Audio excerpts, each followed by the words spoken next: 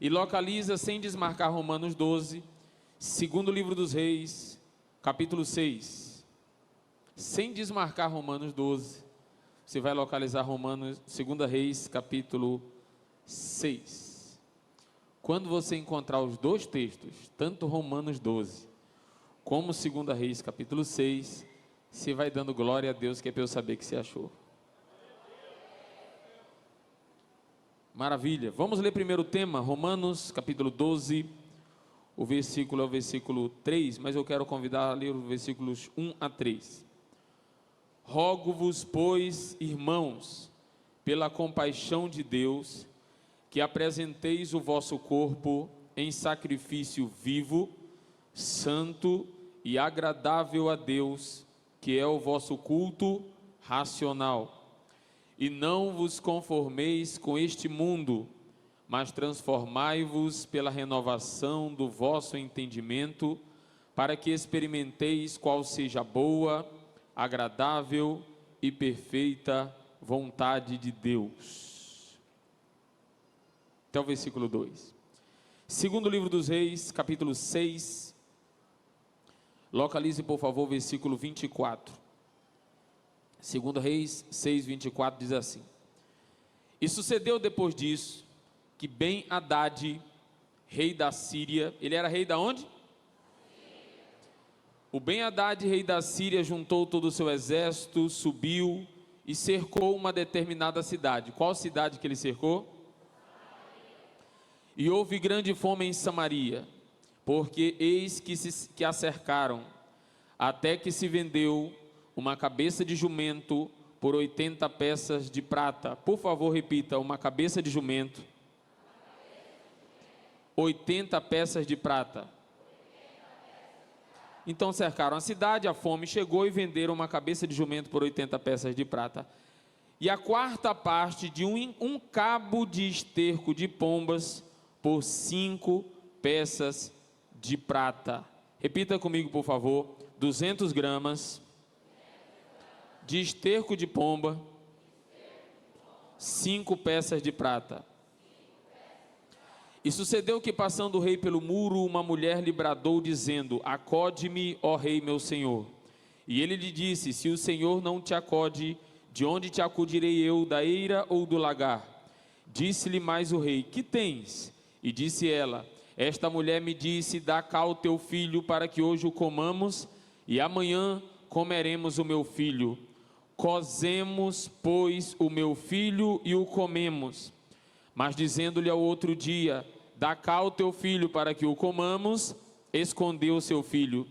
E sucedeu que, ouvindo o rei as palavras dessa mulher, rasgou as suas vestes e ia passando pelo muro, e o povo viu que trazia cilício por sobre a sua carne. Agora, 2 Reis capítulo 7, versículo 1.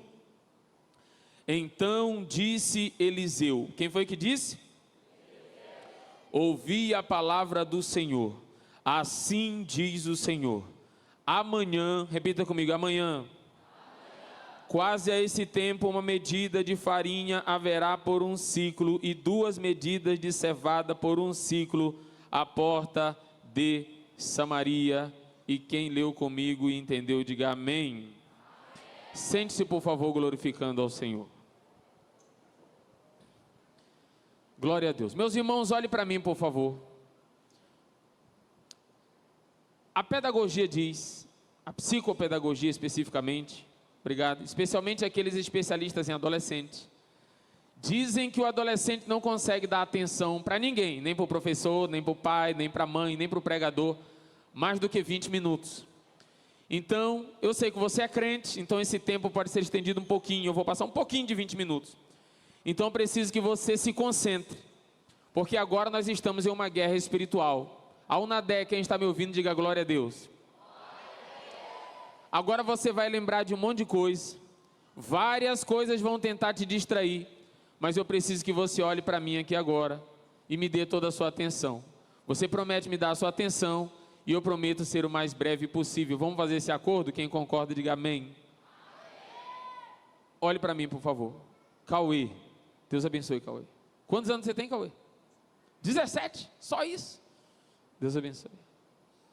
Olha para mim, adolescente, por favor.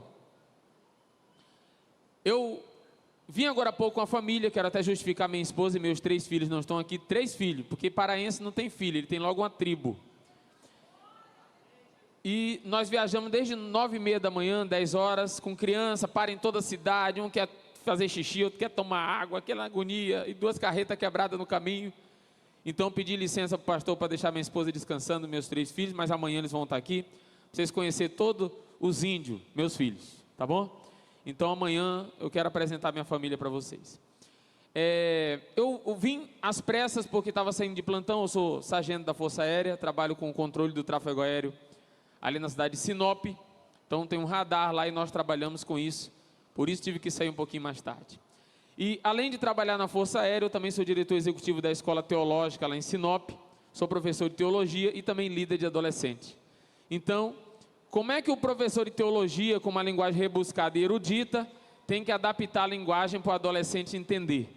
Então eu gostaria que você me desse sua atenção e eu vou tentar adaptar a linguagem para você entender.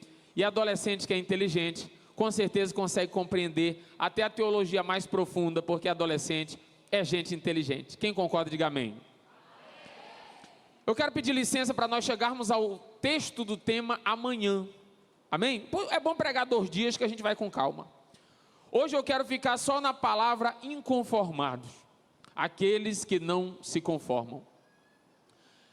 Sempre há em todas as gerações, olhe para mim, adolescente, uma coisa chamada conflito geracional. Repita comigo, conflito geracional.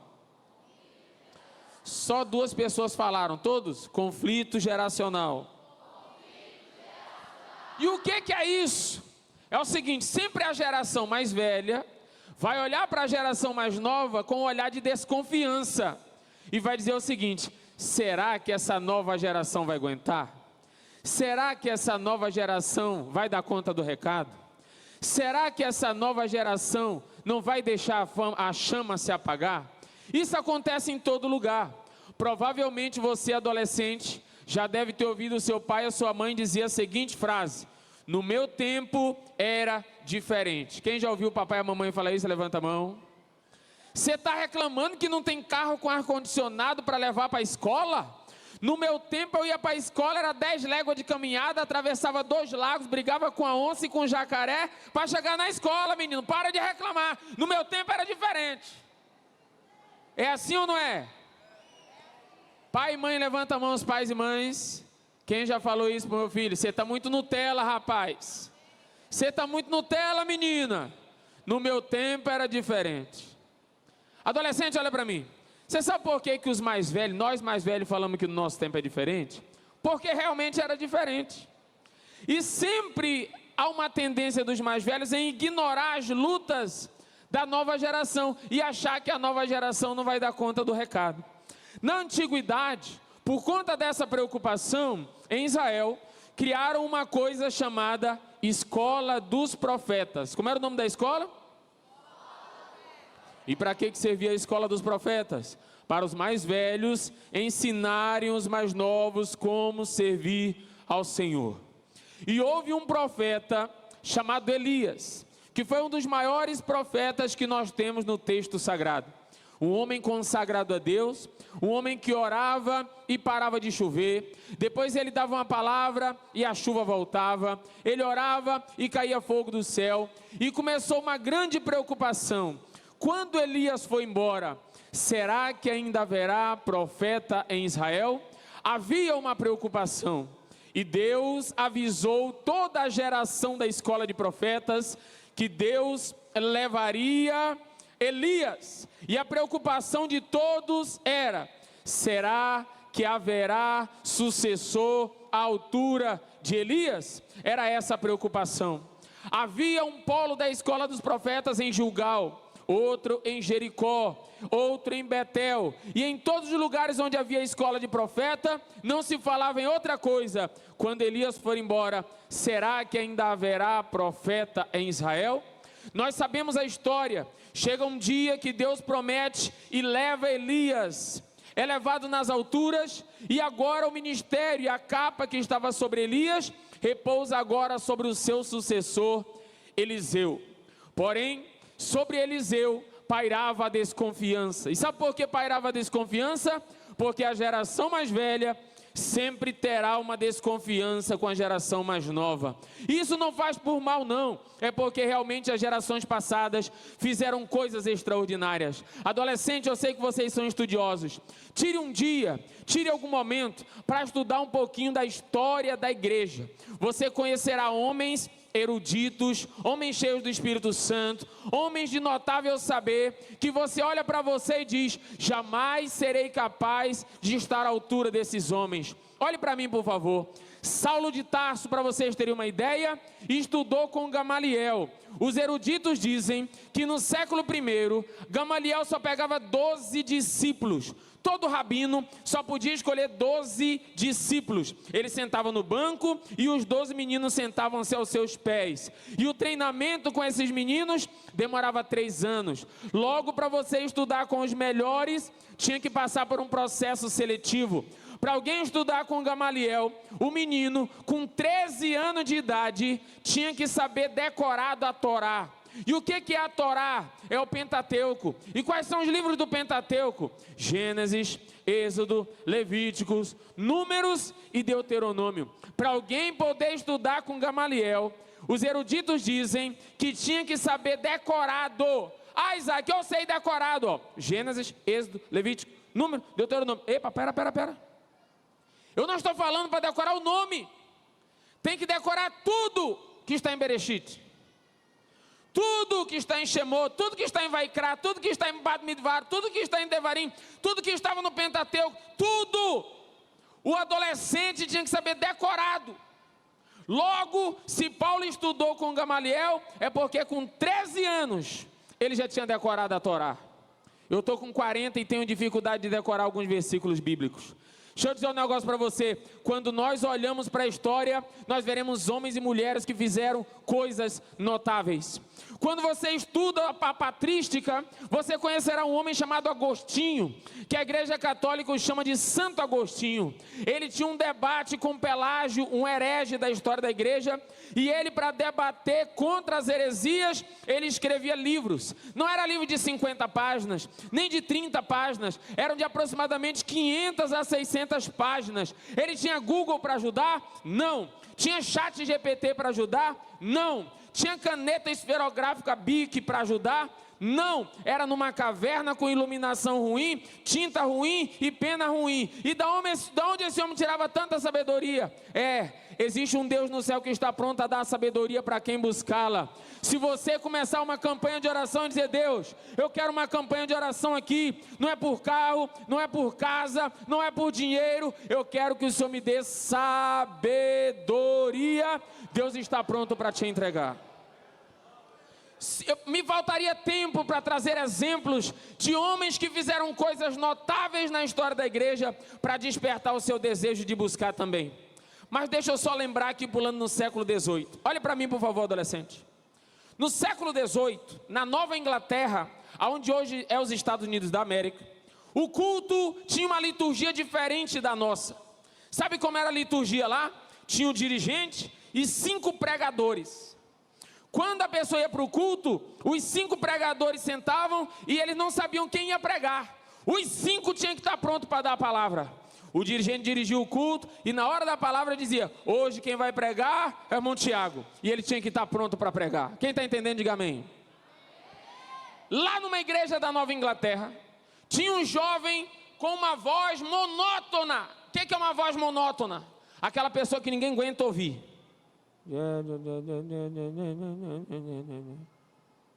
Além de ter a voz monótona, era extremamente tímido. Cadê os adolescentes tímidos? Levanta a mão para eu saber onde é que estão os tímidos.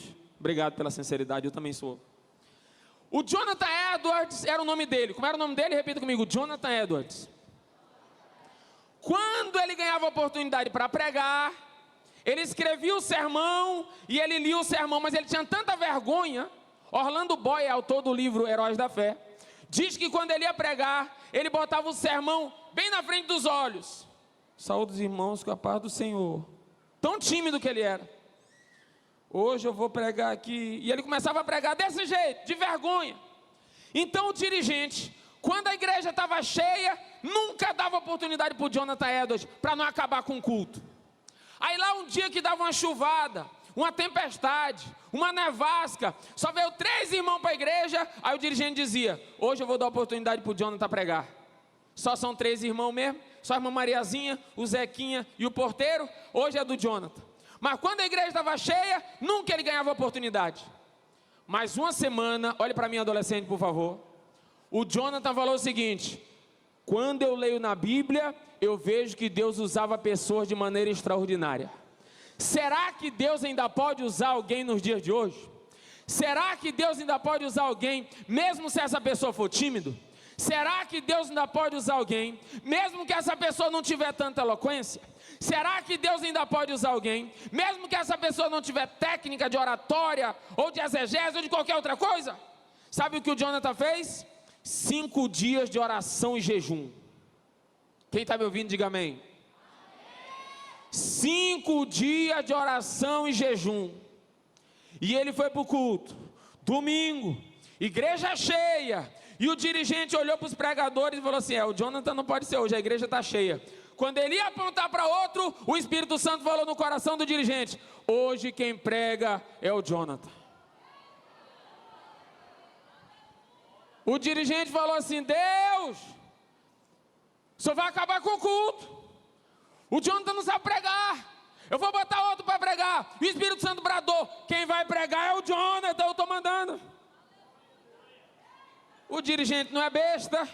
Assim, irmãos, quem ia pregar hoje era outro, mas o Espírito Santo está me dizendo que quem vai pregar agora é o Jonathan Edwards. Ele veio, 5 dias de oração e de jejum, pegou o esboço do sermão, igual das outras vezes, começou a ler o esboço do sermão, igual das outras vezes, mas nesse dia, tinha alguma coisa diferente com o Jonathan. Deixa eu dizer uma coisa para você adolescente, se você é tímido, se você é corajoso, se você é afinado, se você é desafinado, se você leva jeito, se você não leva jeito, nada disso importa, o que importa é ser cheio da graça de Deus sobre a sua vida. Se você buscar a presença de Deus, se essa geração ficar inconformado com o frio, com a mornidão, com a geladeira, com a incapacidade dessa geração de pregar a palavra e dizer, Deus, eu não estou conformado com o nível espiritual que eu estou, eu quero mais, eu quero mais, eu quero mais, eu quero mais. Você vai ver o que Deus pode fazer pelas ruas de Rondonópolis e região.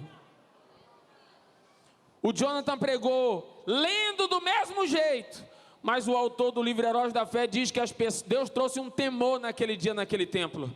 As pessoas se seguravam nos bancos, achando que iam para o inferno na mesma hora, e sem ele fazer convite, as multidões foram correndo para frente, pedindo perdão e pedindo misericórdia ao Senhor. E não foi só emocionalismo não, o autor diz que todos os bares, prostíbulos, casa de jogos da cidade se fecharam em obediência à oração de um jovem tímido.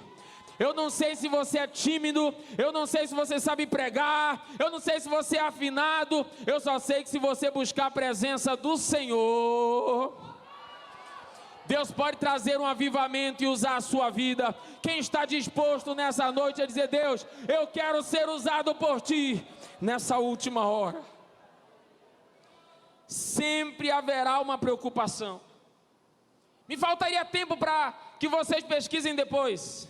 Bernard Johnson, um homem que fazia cruzadas por esse país, pregando nos estádios, centenas e centenas de pessoas iam para ouvir a palavra de Deus. Quando você vê o que esses homens fizeram no passado, você fica pensando, a nossa geração está meio fraca. Mas deixa eu dizer uma coisa para você, em todas as gerações, Deus sempre tem os seus escolhidos. Pare de se comparar e pare de ouvir isso que o diabo coloca no coração às vezes nosso, dizendo, nessa geração não tem ninguém. Deus está à procura de alguém que se coloque na brecha para usar nessa última hora. Quando Elias foi levado, a notícia que correu foi, não há mais profeta em Israel. Só que Deus olha do céu e diz, eu vou provar para esse povo, que ainda há profeta em Israel. E Deus começa a usar Eliseu. Primeiro, quando ele volta com a capa de Elias, Deus faz ele passar na cidade de Jericó e fazer um milagre lá. Deus faz ele passar em Gilgal e faz milagre lá. Deus faz ele passar em Betel e faz milagres lá. Por que que Deus está honrando Eliseu? Para que todos saibam que naquela geração ainda há homem de Deus na terra. Só que Deus precisava honrar Eliseu ainda perante os reis. Juntou o rei de Israel, o rei de Judá e o rei de Edom. Olha para mim, adolescente, não se perde não. Os 3 reis que sempre costumavam pedir a direção de Deus por onde ir, pensaram que não tinha mais profeta em Israel. Então eles foram para a guerra sem pedir orientação de Deus. Eliseu estava na tropa dos soldados, mas eles não pediram orientação de Deus. Sabe o que aconteceu com esses 3 reis e os seus exércitos? Se perderam no deserto. Acabou a comida, acabou a água, acabou as forças. Na hora que eles estão para morrer de fome e de sede no deserto, sem chegar na guerra, eles foram para a guerra e iam morrer antes de chegar na guerra, porque se perderam no deserto, acabou a comida, acabou a água, acabou tudo. Até que o rei Josafá falou: não há mais nenhum homem de Deus em Israel? Alguém ouviu e disse o seguinte: parece que tem um jovem, parece que tem um adolescente da Unadé, que está escondido aí, que está anônimo aí, mas chama ele, quem sabe Deus não fale por meio da boca dele. Eliseu se apresenta perante o rei, e o rei diz: quem é você? Sou Eliseu. Você é homem de Deus? Sim, sou homem de Deus. Então ore a Deus, e peça para Deus dar uma solução para esse caso. Eliseu falou o seguinte: não estou conseguindo sentir a presença de Deus. Trazei-me um tangedor. Quem era o tangedor? Um homem que tocava harpa. Diga comigo, tangedor toca harpa. Eliseu disse: só vou entregar a palavra de Deus quando me apresentarem um tangedor. Você está doido, Eliseu? Nós estamos no deserto, nós viemos para a guerra, o povo trouxe espada e escudo, ninguém trouxe uma harpa, mas manda procurar no meio do povo. E não é que no meio do povo tinha um tangedor que foi para a guerra e levou sua harpa? Quem está entendendo isso aqui? Ninguém avisou o tangedor que iam precisar dele, ninguém avisou o tangedor que iam precisar que ele tocasse, mas ele estava preparado com a harpa dele pronta. Quem sabe na hora que ele pegou a espada para ir para a guerra, o Espírito Santo falou: pega a harpa também. Mas para quê, Senhor? Pega a harpa que eu vou precisar de você hoje. Eliseu diz: assim diz o Senhor, eu não falo uma palavra enquanto não me apresentarem um tangedor. O tangedor apareceu, irmão tecladista, tangedor de Deus hoje, e começou a tocar a harpa. E quando ele começou a tocar a harpa, a Bíblia diz: e veio o Espírito de Deus sobre Eliseu. E Eliseu profetizou e disse: assim diz o Senhor, façam aqui no deserto poço, cova, buracos, porque não vai ter chuva, não vai ter nuvem, mas Deus mandará água em quem crê nessa palavra. Virou a costa e foi embora. Quando ele foi embora, 3 grupos de soldados se reuniram. O primeiro grupo foi o seguinte: eu estou com fome, com sede, no deserto, cansado, e esse doido ainda vai mandar eu cavar buraco nessa areia quente? Deus me livre, não vou fazer nada. O segundo grupo é o grupo dos que crê mais ou menos. Ele mandou fazer poço, mas não falou o tamanho do poço. Vou cavar um poço de 1 palmo. Não gasto minha energia e nem desobedeço a palavra. Mas tem um terceiro grupo. Eu chamo esse grupo, adolescente, olha para mim, de doido do bem. Olha para mim, adolescente. Você sabe quem são os doidos do bem? São aqueles que o líder diz o seguinte: amanhã vai ter consagração, 6 da manhã. O doido do bem diz: glória a Deus, bora que eu estou junto. O líder diz, domingo 3 horas da tarde, no sol quente, vai ter evangelização ali. Sabe o que o doido do bem diz? Bora! E sabe qual é a característica dos doidos do bem? O doido do bem sempre anda com o outro doido do bem do lado. Adolescente, olha para quem está perto de você e diz assim, tu é doido do bem ou não é? O que seria de nós líderes se não fosse adolescente doido do bem? Porque tem aqueles que dizem, vou não, o sol está quente. Mas o doido do bem diz, embora! Sabe o que os doidos do bem fizeram? O que o profeta falou? É para fazer um poço? Eu não consigo fazer um poço grande sozinho. Mas se a gente juntar eu, você, bora fazer um poço bem grandão? Bora! Adolescente, olha para mim. Com quem é que você está andando? Com quem é que você está se aconselhando? Com quem é que você está fazendo convite? De quem você está ouvindo o convite? Você tem que andar com adolescentes mais doidos do que você, mais crentes do que você, mais preparados do que você. Para a hora que vir uma palavra, faz poço no deserto, você vai desanimar, o outro diz, desanima não, bora que eu te ajudo a fazer um poço aqui no deserto. Sabe o que a Bíblia diz? Que no outro dia pela manhã, sem nuvem, sem chuva, sem nada que viesse água, no meio do deserto, veio uma onda de água.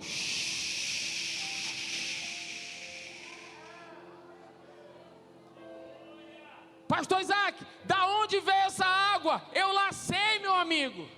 Foi milagre de Deus. E a água veio passando no deserto.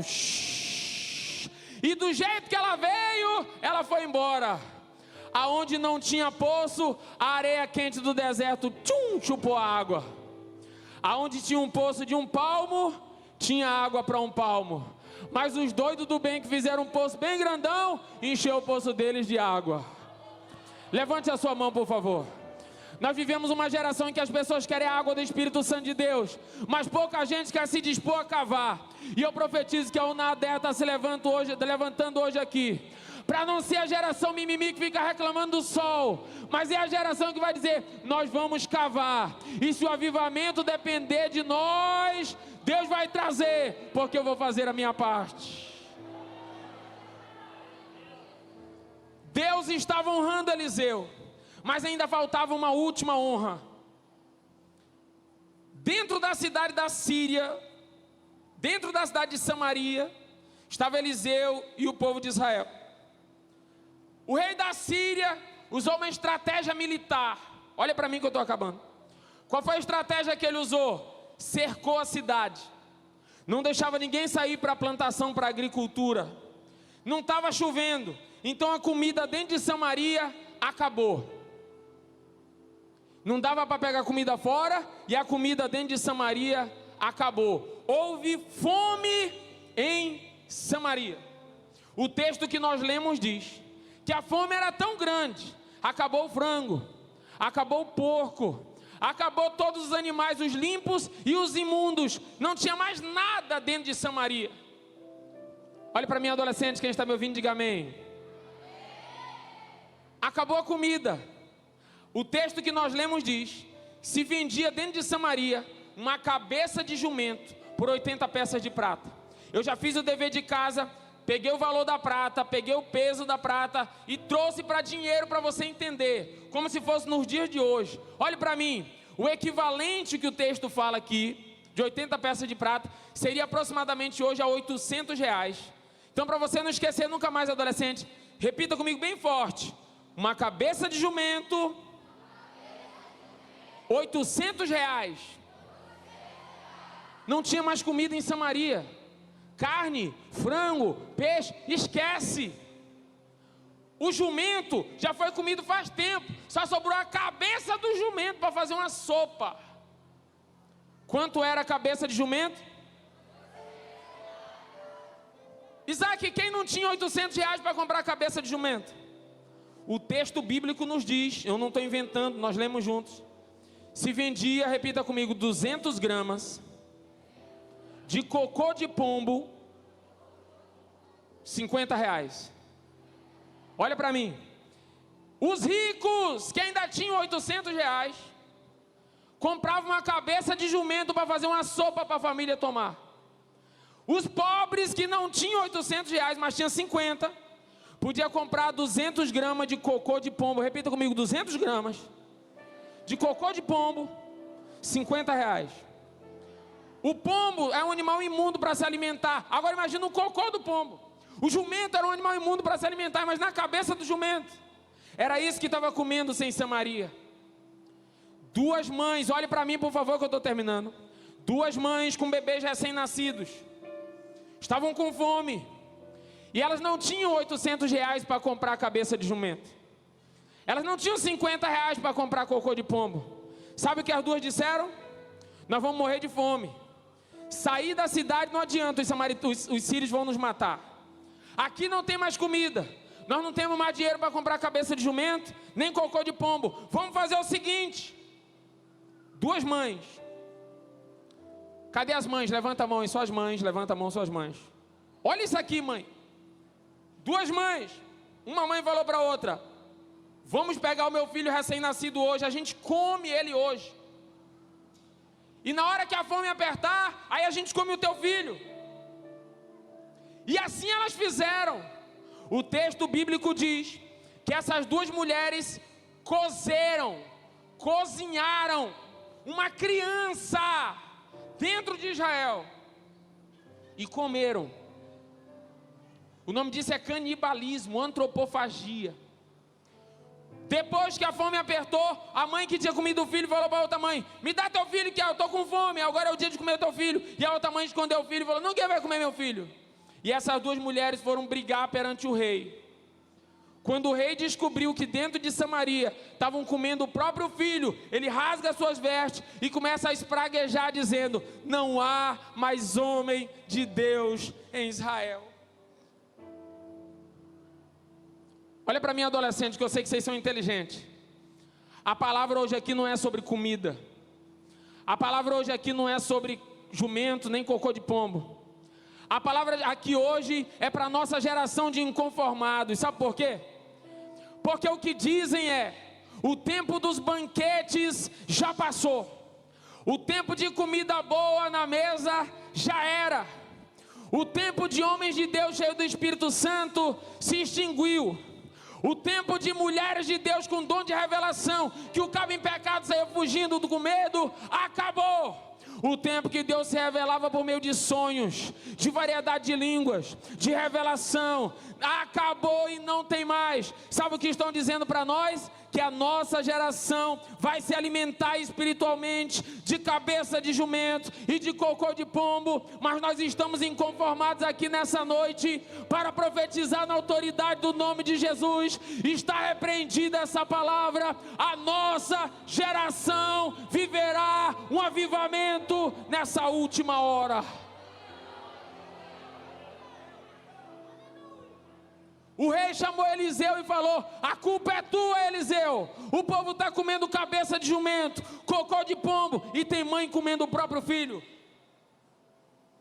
Eliseu olha para o rei e falou: na verdade a culpa é sua, porque se eu tivesse buscado o homem de Deus antes, não teria chegado nessa situação. Mas eu sou um homem de Deus e eu vou profetizar. Quem acredita que Deus é o mesmo ontem, hoje e será eternamente?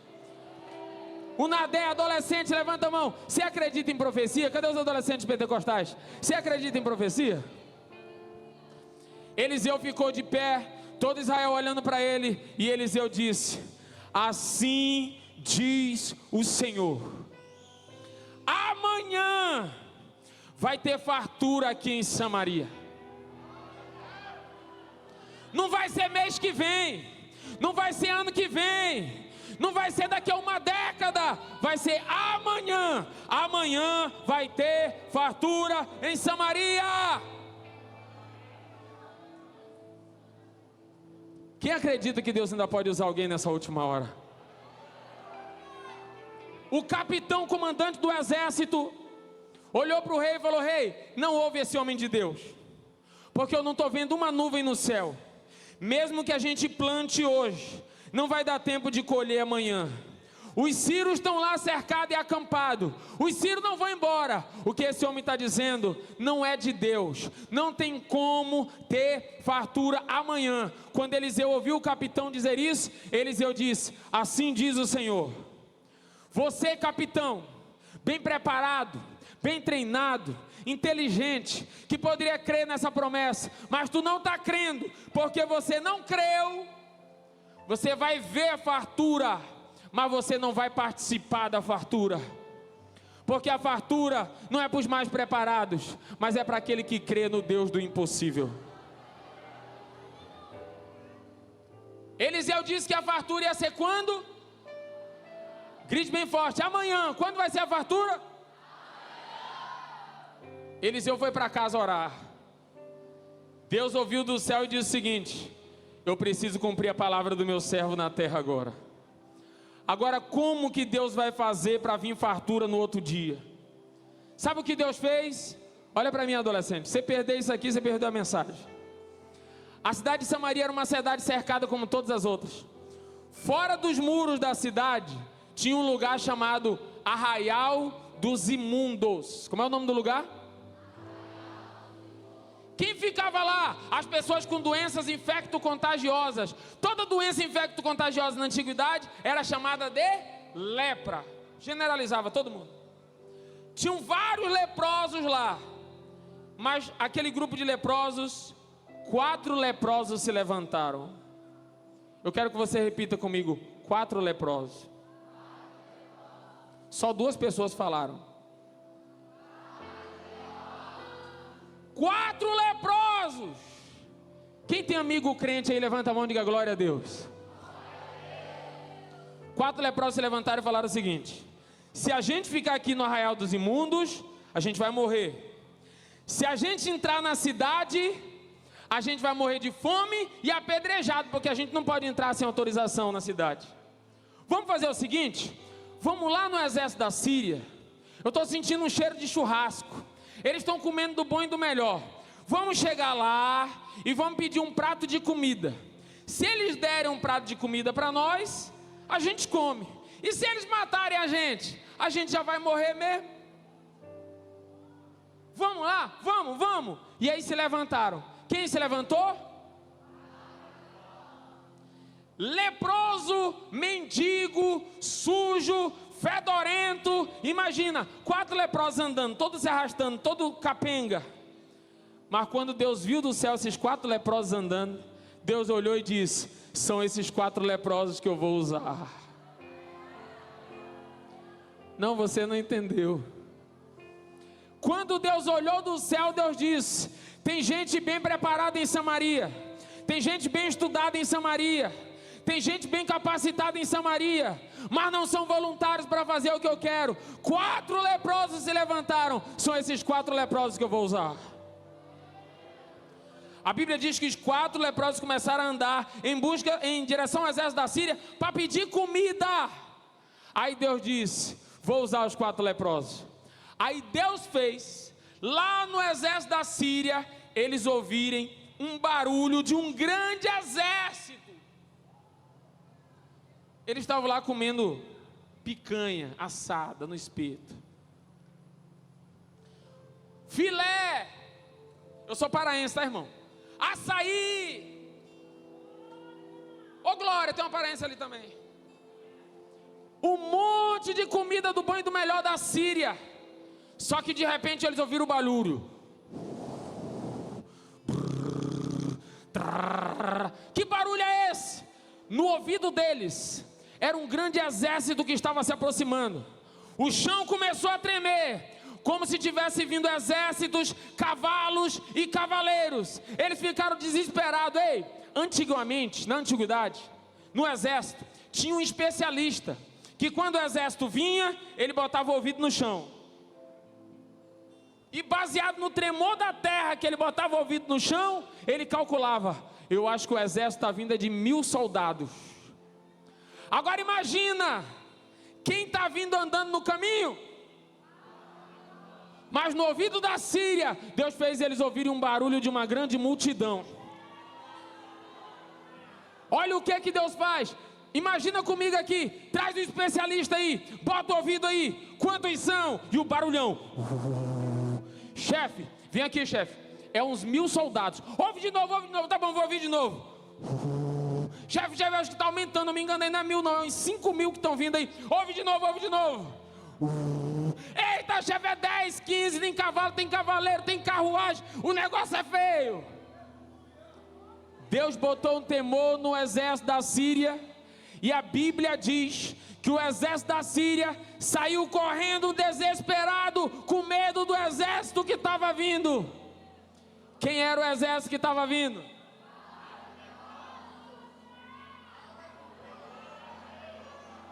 Quem pode dar glória a Deus? Esse Deus é muito poderoso. A Síria saiu correndo desesperada, e eles foram tão desesperados, a Bíblia diz, que eles foram se estranhando no caminho. Eu acho que tu é do inimigo. Foram matando um ao outro. Deixaram para trás o arroz, o feijão, a carne, o peixe, o galeto. Se tu não der glória, eu vou falar mais coisa aqui. A farofa, o açaí.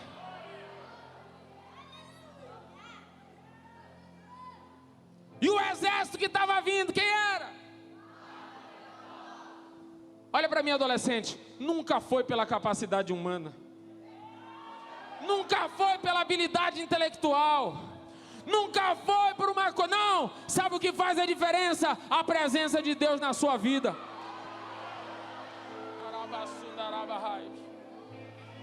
O Espírito Santo de Deus aqui nessa noite está à procura de 4 leprosos.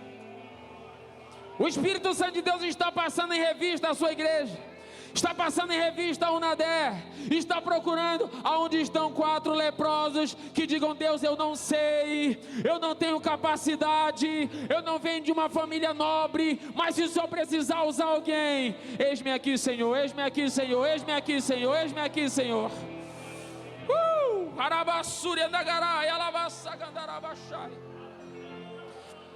Adolescente, levante a sua mão e glorifique o Senhor, porque o Espírito Santo de Deus está passando aqui na casa. E aonde ele encontrar um coração sincero nessa noite, ele pode te batizar com o Espírito Santo aí onde você está, adolescente. Abre a tua boca e vai dando glória agora, porque o Espírito Santo de Deus está passeando no meio da igreja.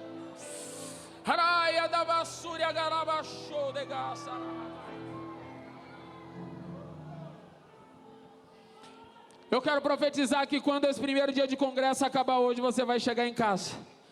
Você vai sair pelas ruas de Rondonópolis e o diabo vai bater em retirada com medo do exército. Não é exército não, é só você e a presença do Espírito Santo de Deus na sua vida.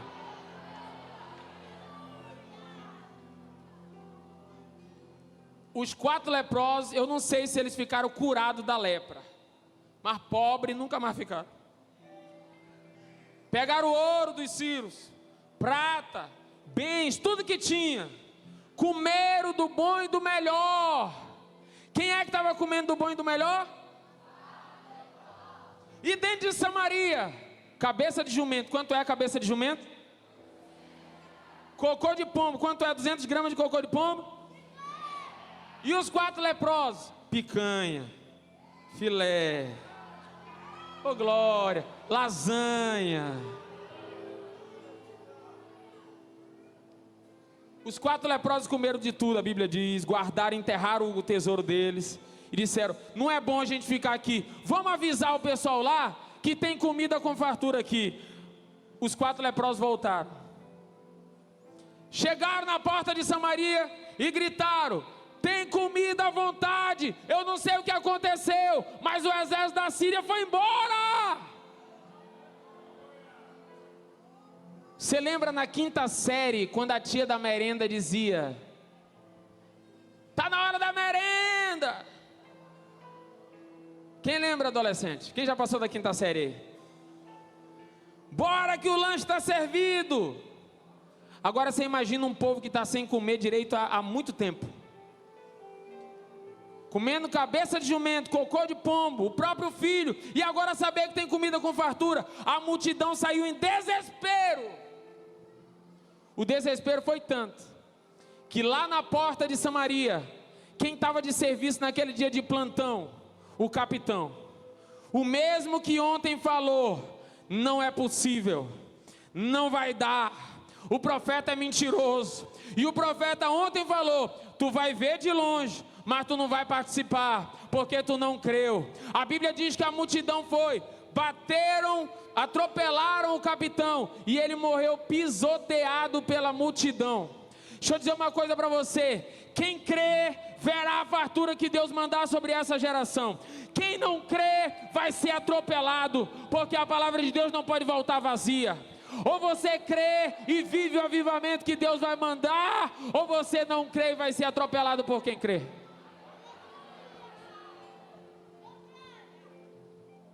Comeram de tudo e ainda sobrou comida. E como sobrou, eles trouxeram para Samaria e venderam bem baratinho no outro dia. E se cumpriu a palavra do profeta que ontem disse: amanhã vai ter fartura em Samaria. Só quem está entendendo a palavra, diga glória a Deus. Você está entendendo que a palavra não é sobre comida? Você está entendendo que a palavra é sobre banquetes que Deus tem para nos dar? Você está entendendo que Deus está falando sobre um novo tempo que Ele quer trazer sobre os adolescentes de Rondonópolis e região? Você está entendendo que tem muita gente profetizando que essa geração é fraca? Tem gente dizendo que essa geração não vai para lugar nenhum. E Deus está dizendo: assim diz o Senhor, em breve, por esses dias, eu trago um avivamento novo sobre a Unader.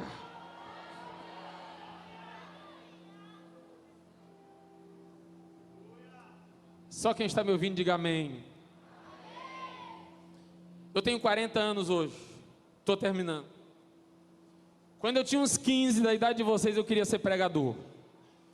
A gente alugava o DVD do Marco Feliciano, Gideões Missionários da Última Hora. Decorava a mensagem, ainda dizia que a mensagem era inédita. Até a oração a gente decorava. Senhor, você ainda tem o crédito no céu contigo. Quero um anjo à minha direita, um anjo à minha de esquerda, e no raio de 5 quilômetros, onde houver um demônio, queima ele agora! Pentecostal que não faz barulho está com defeito de fabricação. A gente ainda dizia que era inédita a palavra, ó. Deixa eu dizer um negócio para você. Aí sabe o que aconteceu naquela época? Estou terminando. Os pregadores que eu vi, eu sou de Belém do Pará. Todos os pregadores eram assim, ó: hoje quem vai pregar é o fulano, que era da magia negra. Aí ele vinha: eu era da magia negra, meia-noite eu estava no cemitério, eu comia defunto com farinha, mas agora Jesus me salvou, dá glória a Deus aí. No outro dia, hoje quem vai pregar no congresso é o ex-traficante do Morro do Alemão, no Rio de Janeiro. Vou contar meu testemunho. Quando eu era traficante, eu matava um policial de dia e matava outro de noite, porque eu sou muito mau, mas Jesus me salvou, dá glória a Deus. Olha para mim, adolescente. Eu olhava para aquele negócio e dizia o seguinte: e agora? Porque eu nasci na igreja. Quem nasceu na igreja, levanta a mão. Eu não nasci na igreja, aliás, eu nasci no hospital. Mas no primeiro dia eu já vim para a igreja. Aí eu ficava pensando: vou contar meu testemunho, adolescente. Vou contar meu testemunho, se prepara para dar glória aí. Quando eu era criança, eu ia para a vigília com a mamãe e dormia embaixo do banco. Ninguém dá glória a Deus no meu testemunho, pastor Moisés. Vou contar meu testemunho. Quando eu era criança, eu ia para a escola dominical. Eu era da classe soldadinho de Jesus, homenzinho de Jesus, adolescente com Jesus, jovenzinho com Jesus. Hoje eu sou um adulto com Jesus. Ninguém dá glória a Deus no meu testemunho. Aí sabe o que eu fiz? Uma besteira, uma campanha de oração. Senhor, me dá experiência. Quando tu for orar, presta atenção, pede direito. Eu pedi para Deus me dar experiência. Qual foi a experiência que Deus me deu? O céu se abriu, veio um anjo, nadinha. Meu pai se separou da minha mãe e eu tive que sustentar a família com 12 para 13 anos. Aí, na capital Belém, ônibus para cima e para baixo, coletivo, eu entrava no ônibus e entregava a balinha para as pessoas e dizia: atenção, senhoras e senhores passageiros, essa balinha acabei de entregar para cada um dos senhores e das senhoras, estou vendendo pela pequena quantia de 5 centavos, 2 por 10, 20 por R$1, 20 por um vale transporte. As pessoas de bom coração que puder dar uma força no meu trabalho, eu ficarei muito agradecido. Muito obrigado pela atenção e boa viagem a todos. Como é que você decorou isso aí, Isaac? Fala todo dia umas 1000 vezes para ver se tu não decora também. Depois disso, sabe o que eu fiz? Eu vi que tinha outra coisa que dava mais dinheiro. Aqui em Rondonópolis não deve ter ainda não, mas em Cuiabá deve ter. Você para no semáforo, aí vem um menino para limpar o para-brisa. Quem já viu isso aí? Ei, não dá para você, nos 15 segundos que o carro parou, dizer assim: com licença, senhor motorista, por obséquio, você poderia liberar para que eu limpe o vosso para-brisa? Acabou. Se não abriu, foi embora. Então como é que você tem que fazer? Sinal fechou, você vem como quem não quer nada, com aquela esponjinha ali. Tchá! Quando o motorista percebe, já está tudo ensaboado, e ele procura um dinheiro para poder entregar para o menino. Essa foi a experiência que Deus me deu. Muita gente dizendo: tu é bandido, tu é ladrão. Eu digo: eu não sou bandido não, eu estou aqui, mas eu não sou bandido não. É assim, a experiência que Deus me deu foi essa. A experiência que Deus me deu foi estar no meio das pessoas mais criminosas. Eles cometiam o crime, roubavam e corriam, eu tinha que correr junto, porque eu estava lá, trabalhando. Aí teve um dia, adolescente, olha para mim, que um grupo me cercou e falou: nós vamos matar todo mundo aqui que não é do Bengola, Bengui, um bairro lá de Belém. E a gangue lá falou: quem não é desse bairro vai morrer. Eram uns 20, eles iam começar a me espancar na hora. Quando eles iam começar, o líder, vulgo natalino, falou o seguinte: o que é isso no teu bolso aí, é bagulho? Ele pensou que era droga. Falei: não, não é droga não. Quando eu puxei, era o Novo Testamento. Lembra daquele Novo Testamento azulzinho? O líder falou o seguinte: tu é crente, é? Eu digo: sou, graças a Deus. Aí ele falou: então ninguém vai mexer com o irmão vai ficar com a gente, porque o irmão dá sorte para nós. Ei, tu não deu nenhum glória, era para eu estar morto.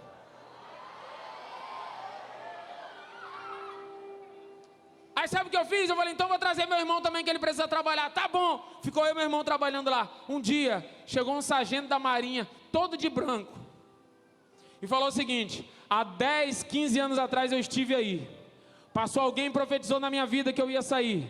E Deus me incomodou hoje lá no quartel, me fez sair do quartel e vim aqui profetizar na vida de algum adolescente. E Deus me mostrou que é sobre você que eu vou profetizar. E Ele me chamou. E ele falou: você acredita que Deus pode te tirar daí? Acredito. Pois então eu vou orar por você, Deus vai tirar. Mas aonde você for, conta o testemunho do que Deus vai fazer na tua vida. E hoje eu estou aqui cumprindo aquela palavra, porque Deus me tirou de lá. Deixa eu dizer uma coisa para você: o Deus que operou no passado é o Deus que ainda opera nos dias de hoje.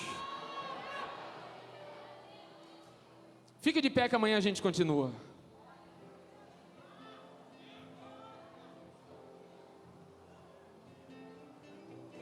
Olha para mim, não dispersa não, que eu vou orar junto com você, com a permissão do nosso pastor. Olha para mim aqui, por favor. Olha para mim.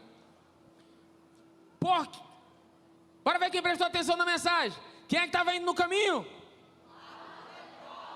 Será que eles eram a pessoa mais capacitada? Não. Eles eram os mais bonitos? Eles eram os mais influentes? Mas eles foram aqueles que disseram: Senhor, se o Senhor quiser, pode me usar. Deus não está à procura dos mais bonitos, dos mais inteligentes, dos mais ricos. Ele está à procura dos voluntários.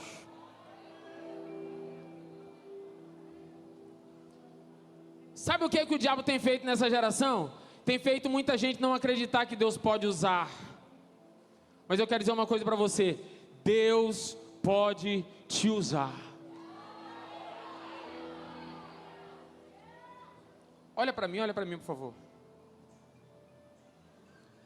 Aqui no Brasil, 2 minutos eu termino. Quando a gente vai se mudar, como é que a gente faz? Contrata um caminhão de mudança, coloca a mudança no caminhão e leva para lá. Vou me mudar lá para Pernambuco. É Recife, Cauê? Quero tomar banho lá na praia de Boa Viagem. Não pode, que tem tubarão. Então quero ir lá para Pernambuco. Então vou botar minhas coisas aqui no caminhão e ir embora para Pernambuco. Lá nos Estados Unidos não é assim. Tem lugares que, sabe como eles fazem quando eles vão se mudar? faz um chá, um lanche, chama a vizinhança, contrata um leiloeiro, diga comigo, leiloeiro. E leiloa tudo. Quero vender essa mesa aqui, é por R$100. Quero vender aqui, quero esse armário aqui, é R$200. E aí vai vendendo esse som, vende tudo, pega o dinheiro, viaja e compra lá no outro lugar. Um homem nos Estados Unidos chamou os vizinhos e foi vendendo. O leiloeiro, ó, isso aqui é tanto, isso aqui é tanto, isso aqui é tanto. Aí ele vendeu a mesa, vendeu o armário, vendeu a escrivaninha, vendeu o cadeiro, vendeu o poltrona, vendeu o sofá. Só que por último, sabe o que ele tinha lá para vender? Um violino. Um violino. Só que ele não sabia tocar o violino. Aí ele falou assim, ó pessoal, tem esse violino que eu ganhei de presente há um tempo, tá todo empoeirado, tá todo aqui meio desafinado, vamos vender aí por $10. Aí o leiloeiro falou, alguém dá mais que $10? Aí um vizinho falou, eu dou $10. Alguém dá mais que $10? Dou-lhe uma, dou-lhe duas. Ele já ia vender o violino. Por quanto ele ia vender o violino? Só que na hora que ele ia vender, um senhor que estava lá no leilão falou, para aí! Veio lá na frente, limpou o violino, afinou o violino, colocou o violino na posição, nem sei se é essa a posição aqui, me perdoa. Pegou o arco, é arco? O pauzinho? Pegou o arco e começou a tocar.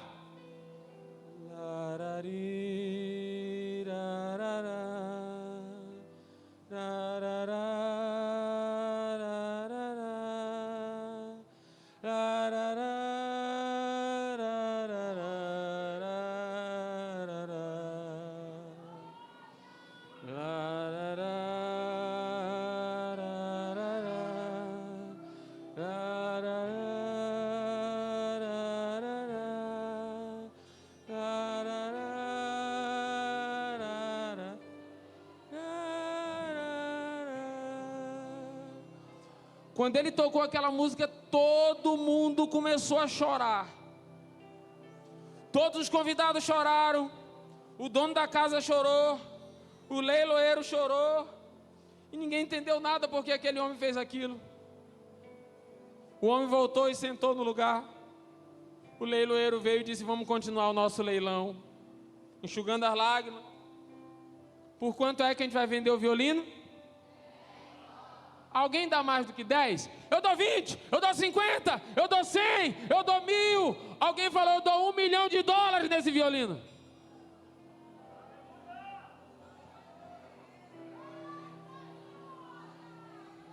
Por quanto que ele ia ser vendido ainda agora? E por quanto que ele foi vendido 1 minuto depois? Mas não é o mesmo violino. E por que ainda agora ele valia 10 e agora ele vale 1 milhão? É porque o homem que tocou nele era um maestro. O valor não está em você. O valor está no mestre que pode tocar em você. Tem gente que chegou aqui nessa noite meio desafinado, cheio de teia de aranha, cheio de poeira, mas sinta agora e veja o Espírito Santo de Deus passando uma flanela, afinando você e dizendo, eu ainda tenho muita música para tirar de você, violino. Você vai ser valorizado não é pelo que você é, mas pelo Deus que pode tocar na tua vida. O meu tempo já acabou e eu quero orar com você. Eu quero orar por 4 leprosos, aliás por 3, que o primeiro sou eu. Cadê o doido do bem para correr aqui para receber essa oração? Eu quero ser esse violino que vai ser tocado pelo mestre nessa última hora. Eu sou um dos 4 leprosos que serão usados por Deus nessa última hora. Eu sou aquele que vou cavar o poço mais profundo para receber as águas do Espírito de Deus sobre a minha vida. Deus está à procura de voluntários nessa última hora para dizer, eu ainda quero usar esta geração. Eu ainda posso usar adolescentes nessa última hora.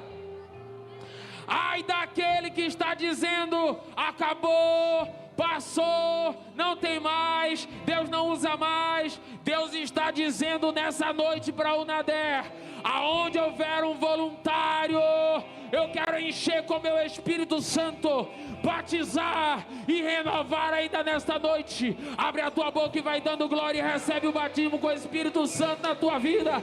Agora!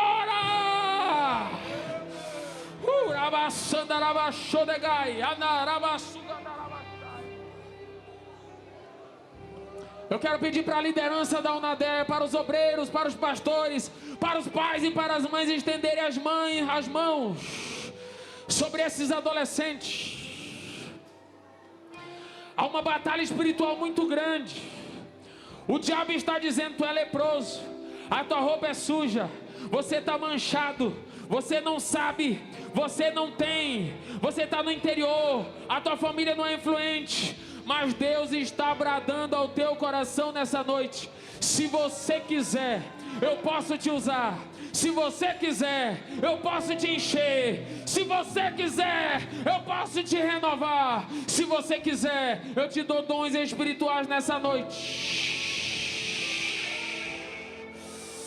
Arabassou, degarabachalá, yarabahalabassu, degarabá.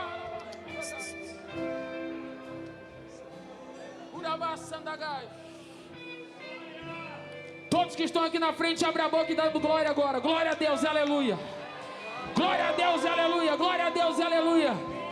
Deus está mandando novas línguas na tua mente, no teu coração e nos teus lábios agora. Recebe o renovo do Espírito de Deus na tua vida, adolescente.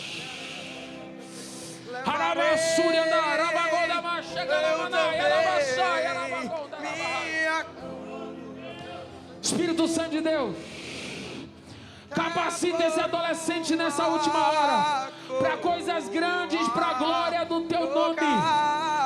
Que a hora que eles saírem pelas ruas de Rondonópolis, o câncer bate em retirada, a AIDS bate em retirada, os demônios batem em retirada, em nome de Jesus.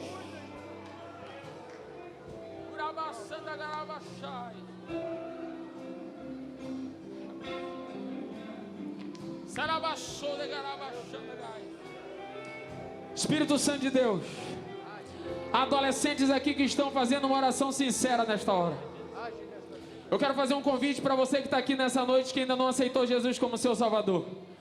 Aproveita que está cheio de adolescente aqui na frente, corre aqui na frente também. Faz um sinal assim, você que quer aceitar Jesus hoje como teu único e suficiente Salvador. Quantas vezes já você que quer ser renovado hoje. Você que está parado, afastado dos caminhos do Senhor. Hoje é dia de salvação. A Unadé orou por você. Os adolescentes oraram por você. Não foi por acaso que você recebeu esse convite. Então te convido agora, entregue a sua vida a Jesus agora. Preocupado com o que iriam dizer, já cantei tão vazio. Adolescente, ainda vai ter amanhã, mas se eu fosse você, eu aproveitava já hoje. orei sem querer. Esse louvor vai demorar 2 minutos. Quantas vezes troquei é o tempo que você tem para dar glória a Deus e aleluia, e Jesus te batizar com o Espírito Santo. O Senhor sabia da minha intenção. Esquece quem está perto de você aí. Se liga com Deus agora e vai dando glória. Escondia. Glória a Deus, aleluia. Glória a Deus, aleluia. Glória a Deus, aleluia. Glória a Deus. E enquanto você está dando glória a Deus e aleluia, Deus está te trazendo. Cansar as minhas asas para poder não voar. Temos vidas aqui entregando a sua vida ao Senhor Jesus. O Unadé tem adolescente aceitando a Jesus. Quem pode dar glória a Deus? O teu chamado é o que me faz viver. Por isso eu me sentia perto de morrer. Mas tomei aproveita para dar glória a Deus e aleluia. Espírito Santo de Deus.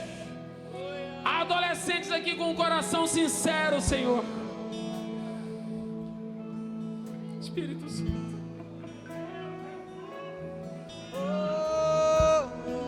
Senhor, adolescentes que estão aqui sozinhos, meu Deus, os pais não vieram. Que quando ele voltar para sua casa hoje, ele volte com a glória de Deus sobre a sua vida. Que esse pai e essa mãe sejam impactados pelo testemunho desse adolescente. Que o Senhor opere curas, sinais e maravilhas por meio dessa geração. É a oração que nós te fazemos em nome de Jesus. Em nome de Jesus. Em nome de Jesus.